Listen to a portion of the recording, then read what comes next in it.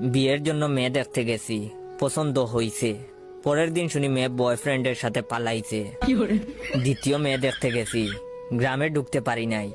মেয়ের বয়ফ্রেন্ড দল বল নিয়া কইল গাড়ি ঘুরাবি নাকি বাংমু। তৃতীয় মেয়ে দেখলাম, বিয়ে প্রায় কনফার্ম, কেনাকাটাও শেষ। বিয়ের আগের দিন মেয়ে ফোন দিয়া কইল বয়ফ্রেন্ডের লোকে রাগারাগি করে বিয়েতে হা বলছি, এখন ঝগড়া মিটছে, আমাকে বিয়ে করলে করতে পারেন, তবে আমি চান্স পেলেই বাগবো। চতুর্থ মেয়ের সাথে প্রায় বিয়ে হয়েই গেছে, প্রথম কবুল বলে ফেলেছি। দ্বিতীয়টা বলার আগেই মেয়ের বয়ফ্রেন্ডের অতর্কিত হামলা, লাঠির বাড়ির চুটে গাল অমনেই হা হইয়া আছে, 3 হাত পা ভাঙছে, হাসপাতালে নেওয়ার কেউই ছিল না।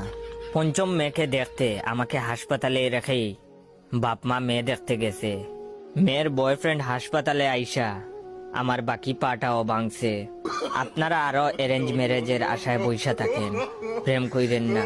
তবে আমি মনে মনে সিদ্ধান্ত নিয়ে ফেলেছি, এই জীবনে আমি আর বিয়ে করব না। তবে আপনারা কমেন্ট করে বলবেন, আমি কি ষষ্ঠ মেয়ে দেখতে যাব নাকি এভাবে সিঙ্গেল থাইকা মরবো।